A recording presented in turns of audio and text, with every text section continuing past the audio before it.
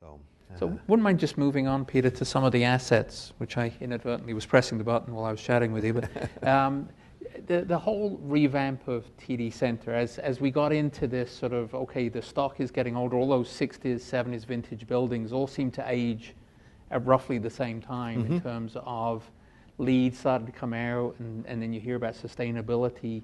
What were the discussions internally about how you would take the complex and what you would do with it? Because you must have been talking about it a long time before we see what we see today. oh yeah, and there's a lot of money being spent, and you could probably make an argument that a lot of it would be could be recoverable under the strict terms of the lease, but it just comes a point where you've got to take that big step and spend those millions of dollars and just reinvest in an asset that's treated you very well for many years. So a lot of it's around the marketing. I mean, if it becomes old and tired, obviously that works against you. Single pane glass became an issue as energy got more and more expensive. We decided in sort of really doing an assessment of the building that the big perimeter units, those large box units that were there for heating and air conditioning, obstructed, first of all, it minimized the office size, the usable space in the office, but also obstructed views. So that the new floors we did with the new glass, floor to ceiling, well, the glass was always floor to ceiling, but we took those away. I mean, it's a very dramatic impact. But then there's, millions spent, in controls and all these things behind the scenes.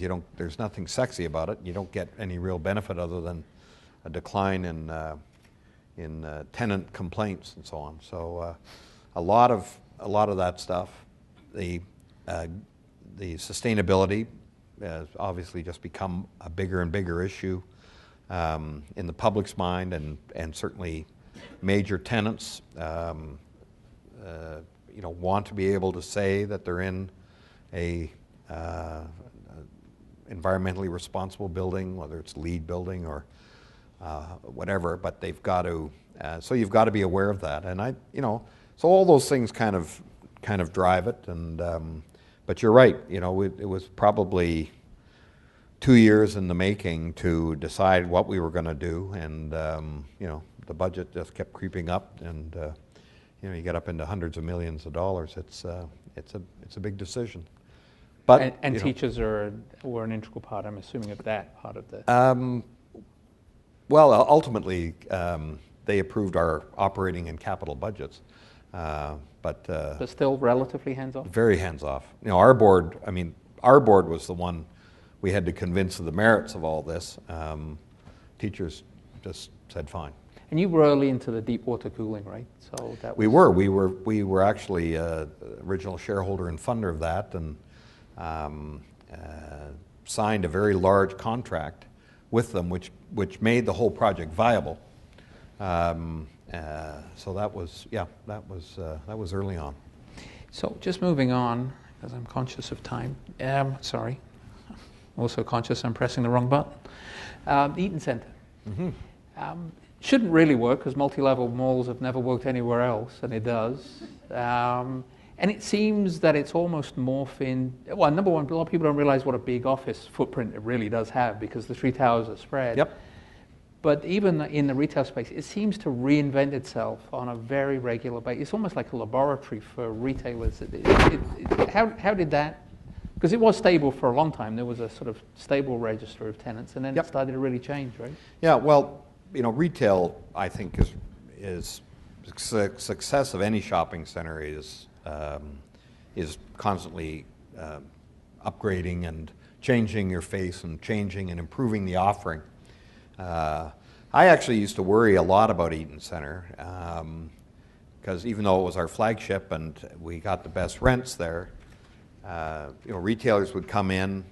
I'm not sure how much money they could actually make, but they viewed it as a necessary flagship, and they do a lot of volume through there. But today, rents, probably average rents in there with operating costs and taxes are over $300 a foot. Well, you got to sell a lot of T-shirts make the margin to pay that. So I used to worry a lot that, one day some of these big retailers would really say, you know what, it's not worth it. We're not making enough money here. The advantage we did have was the volumes they were able to put through, which helped them in their buying and so on. But the other thing that really did happen in the downtown is this huge influx of residential. So now you've got a downtown core that's really densely populated, and that gives you just all this built-in traffic, 7 days a week. You've seen retail growing in downtown Toronto where it never was before, and that's really it. And the other benefit of that is, the downtown is safer, because there's people and activity and lights, and so it's. But yeah, it's constant kind of reinvestment, mainly in the retail, in the retail offering. Yeah. It's not. I mean, we've just done a huge, done all the floors and the railings and stuff. But that's the first time that's been done since it was built. So. But it's the retail face and the retail offering, I think, that is the key. You were head of ICSC for a while, but is there a multi-level mall anywhere in the world that's really like this? Well, there are some pretty spectacular malls, but this one certainly is up there in terms of its size and sales and performance and its architecture. But it's remarkable when you start traveling around the world and seeing some of the malls in South America and Asia and Europe. I mean, we don't have a corner on the market here. No. There's some pretty spectacular But good segue stuff. When you mentioned South America, because we're going to talk about So clearly Brazil has a lot of people. What attracted you, before we talk about the JV you have, because I know you were looking all different places. We were. Mm-hmm. I remember seeing Andrea on multiple planes to South Africa, and she was going all over the place. Yeah, we sure were. Why did you light on Brazil? Because there weren't many other people there when you went there, right? No. In terms of outsiders. It actually started out as a research project which we did with teachers, and we were looking for markets that we thought had potential. They were emerging markets with good potential, but they were still under the radar in terms of foreign investment. And so we came across Brazil. Teachers actually tried to do a couple of other deals in Brazil unsuccessfully before we did the real estate deal. So once we determined that was a market we wanted to play in, then the big thing is always finding a partner. Our model was always about buying a platform. It was never in our strategy to buy an asset, either manage it ourselves or manage it with a third party. That we always believed we needed somebody with skin in the game, who knew the market on the ground there. And so once you find the assets that you think are consistent, and that was a very big thing. I'm not a big believer you can run a portfolio of AAA assets and run strip centers as well. There's nothing wrong with the strip center business, but what inevitably happens is you start overlaying the disciplines and controls and things of a major mall on a strip mall or a box center, and it doesn't work, and there's too much expense, and the profitability disappears. So we wanted to find a portfolio of assets that were more consistent with what we felt we knew and did well in North America. So that was the same in South Africa. Mexico, we found a great series of assets. We just couldn't get comfortable with the partner, and so it never happened. So Multiplan was the partner? So Multiplan we found there, and the entrepreneur, who's 70 years old now, 71 maybe, who had built this company over 40 years from scratch, was there. He didn't like debt. So he had a pretty good cash flow, but it was restraining, and borrowing costs at that time in Brazil. Commercial borrower would probably be mid-teens in terms of interest costs. So it's pretty hard to make those pro formas work when you're paying 15% on your money. So Need to go back to Winston's. yeah.